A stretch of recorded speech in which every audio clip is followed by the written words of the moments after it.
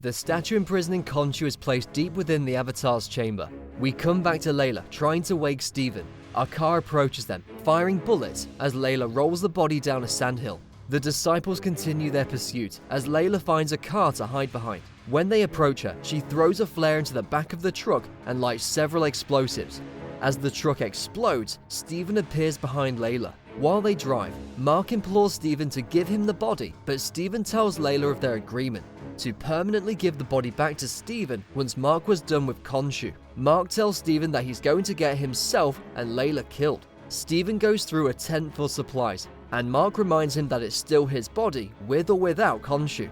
As Layla packs, the camera pans back to a shot of spattered blood and a tool that was used. Layla dresses Steven and tries to kiss him. Steven stops her by telling her the secret that Mark wants to protect her from becoming the avatar of Khonshu. Layla becomes very upset and says that it wasn't his decision to make. She continues to suit him up and they kiss. She tells him she will go first, but on her way down, Steven gets hit with the counterweight. He clumsily falls down to the site and marvels at the historical monuments inside. Layla tells Steven of her father's archaeological mission for which he died. Steven tells her that her father would be proud to see her here right now. They continue into the site and find spent bullet casings. Steven figures out the shape of the chamber and draws a symbol of the Eye of Horus into the sand, which reflects the shadow onto the ceiling. Steven tells Layla that it also represents each of the senses. Layla determines that the avatar would be the tongue, so they take that path,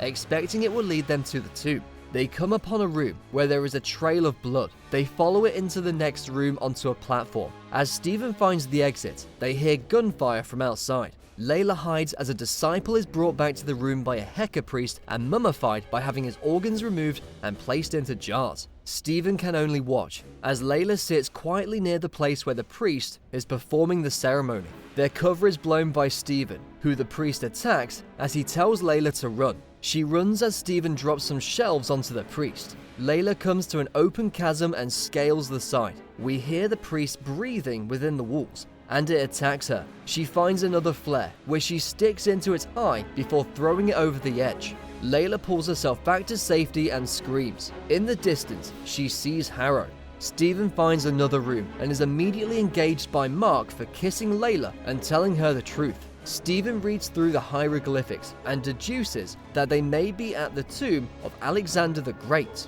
Harrow speaks to Layla, who tells him he always speaks condescendingly. He tells her that she has confirmed her father's belief that Egyptian gods walk among mortal humans. Harrow offers Layla the reading of Steven's scales, and she agrees to listen. Mark encourages Steven to open the sarcophagus of Alexander, and a mummy is inside. Mark asks where the Ushabti is, and Steven figures it would be in the mouth. He opens the mouth and reaches into where the tongue would have fallen. Harrow tells Layla that Mark knows everyone who died the day her father was killed. Layla asks if he's trying to convince her Mark was one of the mercenaries that killed him. Harrow calls her to wake up as she walks away. Steven removes the Ushabti as Layla walks in. Layla is furious with Mark and calls him out to talk.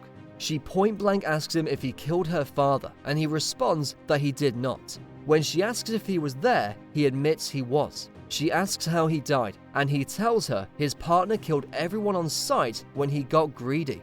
Mark was shot that night as well, and says he was supposed to die. He didn't know how to tell her. She figures that was how they met, on account of his guilty conscience.